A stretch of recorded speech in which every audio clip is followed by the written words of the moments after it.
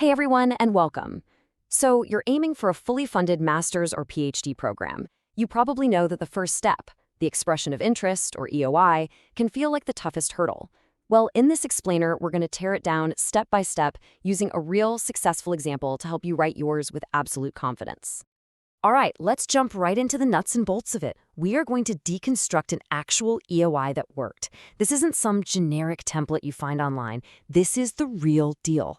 We're going to see exactly what it takes to make an admissions committee stop, read, and really take notice.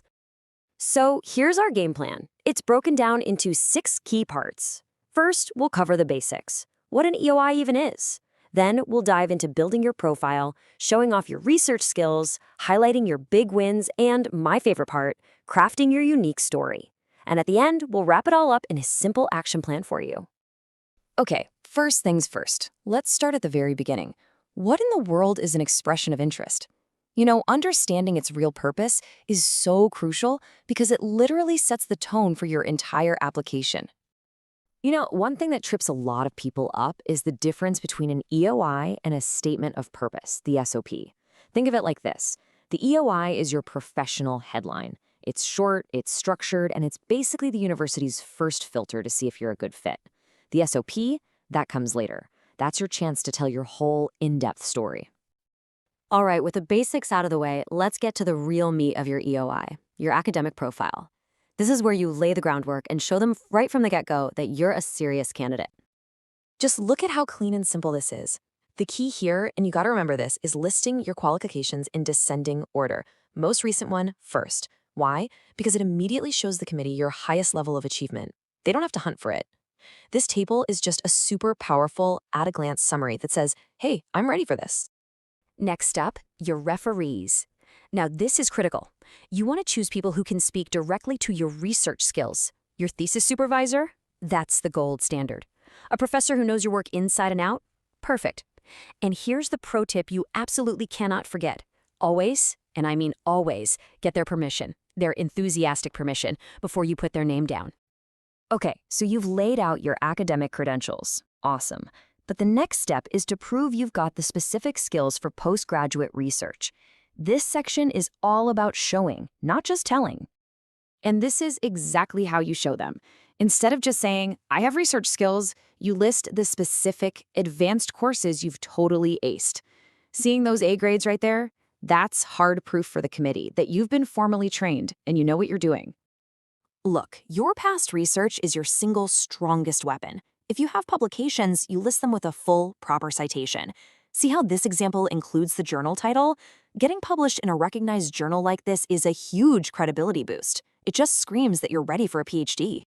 But hey, even if you don't have a separate publication, your master's or undergrad thesis is the most important piece of evidence you have.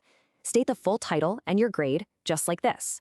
This one line is all it takes to prove that you can see a major, independent research project all the way through to the end. All right, let's look beyond the grades and the research papers for a second. What else makes you you? What makes you stand out? This section is all about strategically showing off the awards and skills that paint a picture of consistent, undeniable excellence. You want to focus on your biggest wins. Things like gold medals or certificates for being #1 in your class. Those are incredibly powerful. They don't just show you did well that one time, they show a clear pattern of high achievement over your entire academic journey. And don't forget the practical stuff. Proving your English skills is so important. When you provide a strong score like an IELTS 7.5 and mention your degrees were taught in English, you're basically removing a major headache for the admissions team right off the bat. It makes their job easier. Okay, now we get to the heart of it all. This is where you go beyond the lists and the numbers. This is where you tell a story. It's your one big chance to connect your personal journey to your academic dreams. Before we dig into the example, I want you to ask yourself this one question. What is your research why? I mean, what's the deep personal reason that's pushing you to spend years of your life on this one specific topic? Your answer to that? Well, that's the soul of your story. This is how you connect all the dots. This quote does it perfectly.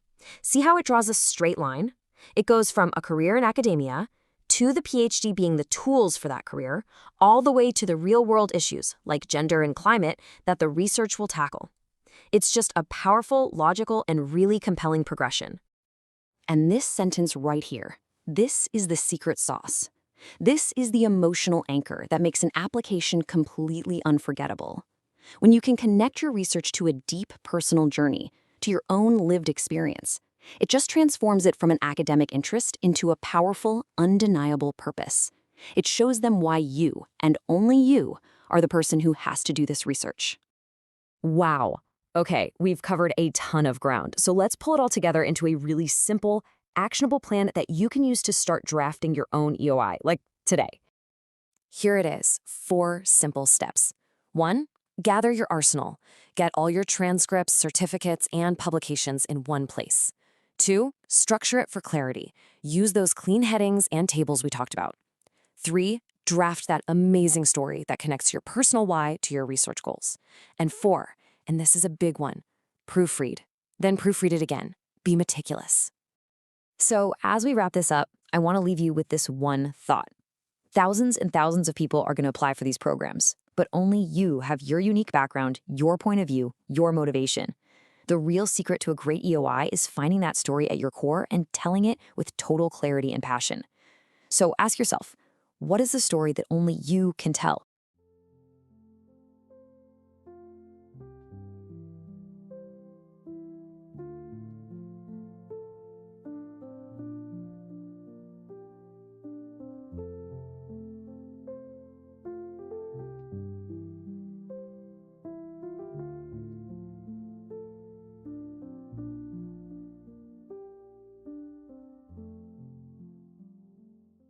Thanks so much for watching. I really hope seeing a real-world example broken down like this helps you create an amazing expression of interest. If it did, please like, share, and subscribe for more tips. And from me to you, good luck with your applications.